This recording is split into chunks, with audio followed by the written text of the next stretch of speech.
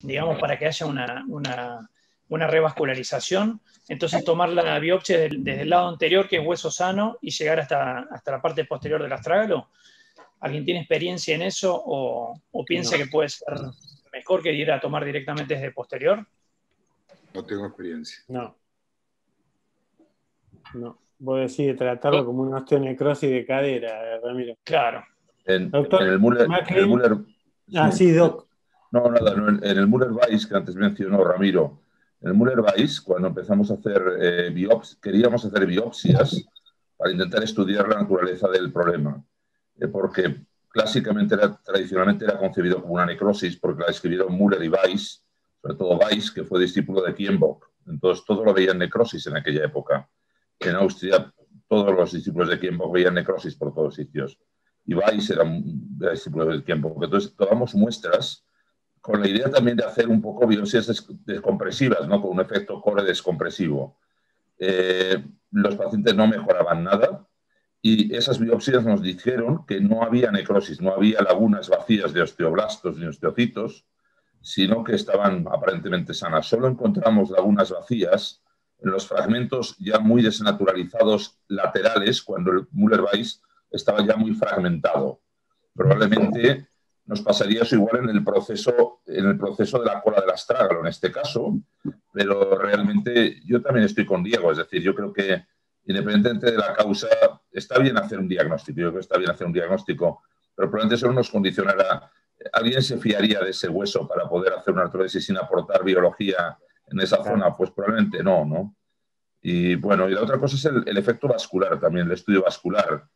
Yo le haría un estudio vascular a este paciente, un estudio también vascular, porque una de las hipótesis también, si a mí me dicen, imagínense ustedes que nos dicen que no hay nada metabólico. Imagínense ustedes que tomamos muestra sinovial y los patólogos nos dicen que tampoco hay nada, que es una sinovitis inflamatoria reactiva. La única manera que a mí se me ocurre, si alguien me pidiera, ¿habría alguna hipótesis patogénica para que correlacione la fractura de estrés con todo este cuadro? Porque parece que ha habido una relación en el tiempo, según lo han presentado, ¿no? Hubo una relación en el tiempo en el que a partir de la fractura de estrés del peroné, el paciente estuvo más sintomático. Y estos estudios, si hubieran estado igual hace unos años cuando hicieron la artroscopia, ya lo hubieran documentado y sin embargo no había documentación de esta imagen tan fea. La cuestión es, si se fijan en las imágenes, han puesto unas imágenes en las que, las imágenes del TAC, en la que hay una lesión osteocondral medial en el astrágalo y luego todo lo demás se oscurece, todo lo demás se pone sombrío, pero hay una lesión osteocondral medial. Hemos visto en muchas ocasiones en pies planos valgos, más o menos sutiles, con o sin coalición tarsal, por efecto torsional isquémico de la arteria deltoidea, se puede producir lesiones osteocondrales mediales que a veces son asintomáticas, pero eso podría explicarse por el mecanismo torsional isquémico de esa arteria deltoidea. Imagínense que esa arteria deltoidea tiene un mecanismo torsional isquémico que provocó esa lesión osteocondral inicial que se ve en la parte medial en los cortes del TAC que han hecho. Imagínense que después de la lesión de estrés, esa lesión de estrés del peroné interrumpe la otra vía de vascularización del astrágalo, a la cúpula astragalina. Fíjense, ahí está, ahí se ve más en otras imágenes, se ve la lesión, ahí la tienen, en la del medio, se ve la lesión medial, ahí la tienen, la lesión medial. Si nos olvidamos del resto de las la lesión medial es muy típica de algunos pies planos largos que vemos, que a veces, como le digo, son asintomáticas y siguen siendo asintomáticas después del procedimiento que hagamos. Y sin embargo, luego, ¿por qué ha caído el resto del astrágalo? La lesión de estrés del peroné pudo provocar que el sistema anastomótico que tiene el astrágalo, que ya en el 10% de las personas, según los estudios de Trueta, de la vascularización del astrágalo, ya está deficitario, hubiera una interrupción del aporte sanguíneo de la parte lateral. Si tenemos un efecto torsional isquémico por el valgo en la medial y tenemos un problema de interrupción de flujo por la fractura de estrés que ha causado un fenómeno inflamatorio y probablemente obstructivo de la vascularización lateral, nos podría justificar esa necrosis global secundaria. Y en ese caso, digo por tener otra hipótesis, imagínense que todo fuera negativo, yo plantearía esa hipótesis. Y en ese caso sí que sería también importante porque, de nuevo, la conclusión final es, esto es un ejercicio de filosofía también, evidencia cero, pero voy a donde iba Diego también. Al final, ¿a qué nos lleva todo, independiente de la vía? a que yo creo que ese hueso no es muy fiable biológicamente, ¿no?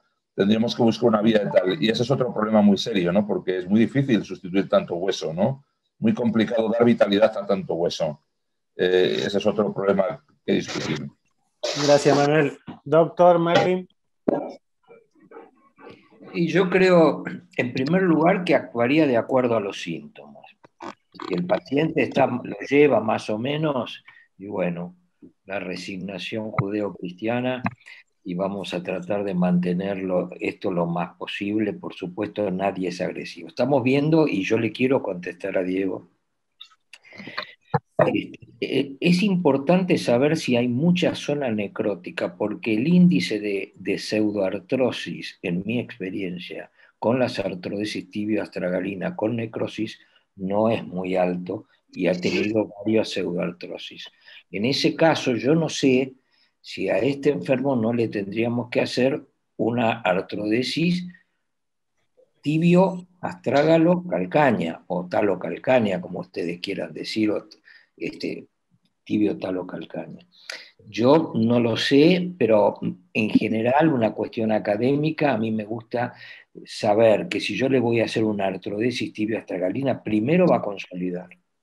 Y segundo, ahí se termina el problema. Y no empecemos con una subastragalina, porque es difícil ahí, ¿no? Eso es todo. Gracias, Doc. Indio, levantaste la mano y cerramos este caso.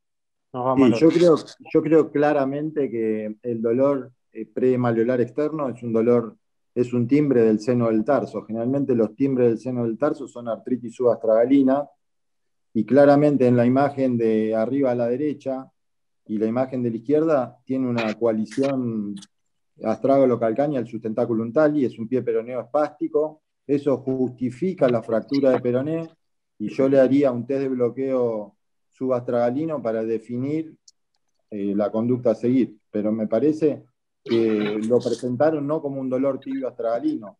Hablar de prótesis y artrodesis tibio-astragalina me parece apresurado. Creo que claramente es una coalición con una artritis subastragalina. Gracias, Indio. Ahí Diego dejó algo escrito también para que lo lean todos. Gracias, Rami. Apreté sin querer. Muchas gracias a todos. Te corté la compartición de pantalla.